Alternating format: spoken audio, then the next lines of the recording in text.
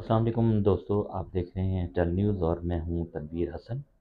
और आज का जो वही व्लॉग है वो वही है कि जो मौजू आजकल डिस्कस हो रहा है जनाब। और वो है पाकिस्तान और ईरान के दरमियान जो एक टेंशन है उस पर बात करूंगा।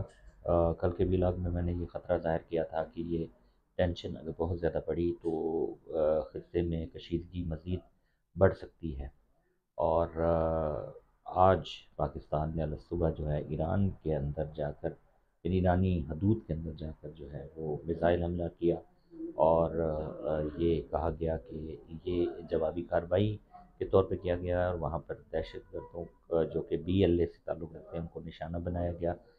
और अभी तक ईरान की जानिब से कोई मौक़िफ़ सामने नहीं आया, लेकिन सूरत हाल ये है कि टेंशन इस वक्त जो है वो दोनों ममालिक के दरमियान बढ़ी हुई है और दोनों ममालिक जो है वो कशीदगी की सरहद पे मौजूद हैं। जब ईरान ने बग़ैर किसी इत्तला के पाकिस्तान के इलाके बलूचिस्तान में पंजगूर के इलाके में जो है वो हमला किया, तो उसके जवाब में पाकिस्तान ने कहा था कि पाकिस्तान भी जवाबी कार्रवाई करने का हक़ महफूज रखता है। और 24 घंटों के अंदर ही पाकिस्तान ने भी जवाब दे दिया है।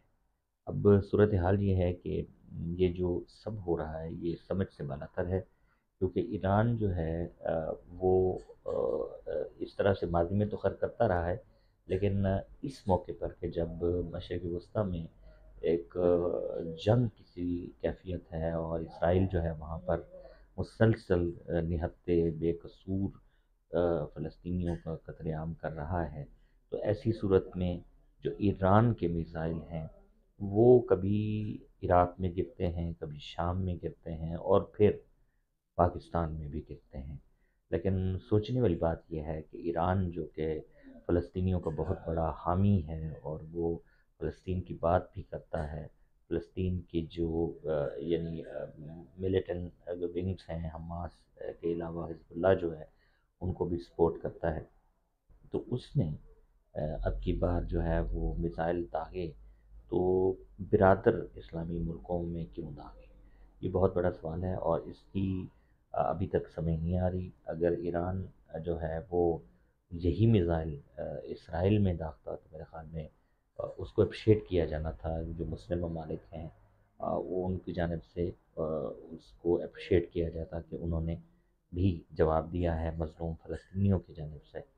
लेकिन ये जो सूरत हाल है ये बड़ी ही अनहोनी सी है।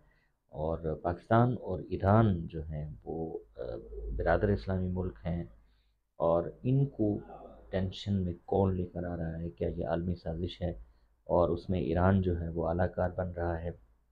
और मैंने पिछले व्लॉग में भी ये कहा था कि ईरान के जो ताल्लुकात हैं वो ज़्यादातर जो बेहतर ताल्लुकात हैं वो भारत के साथ हैं, तो अगर वो भारत की शय पे ये कर रहा है तो ये उसकी बहुत बड़ी गलती है और बहुत संगीन गलती है उसकी लीडरशिप की ईरान की। तो अब देखें कि मुस्तकबिल में क्या होता है, लेकिन ये सूरत हाल मैंने आपको फिर कहा है कि बहुत अलार्मिंग है। और अगर ये सूरत हाल नॉर्मल नहीं होती तो ख़ित्ता जो है वो एक कशीदा सूरत हाल में जा सकता है और उसमें जो है वो भारत भी फ़ायदा उठा सकता है।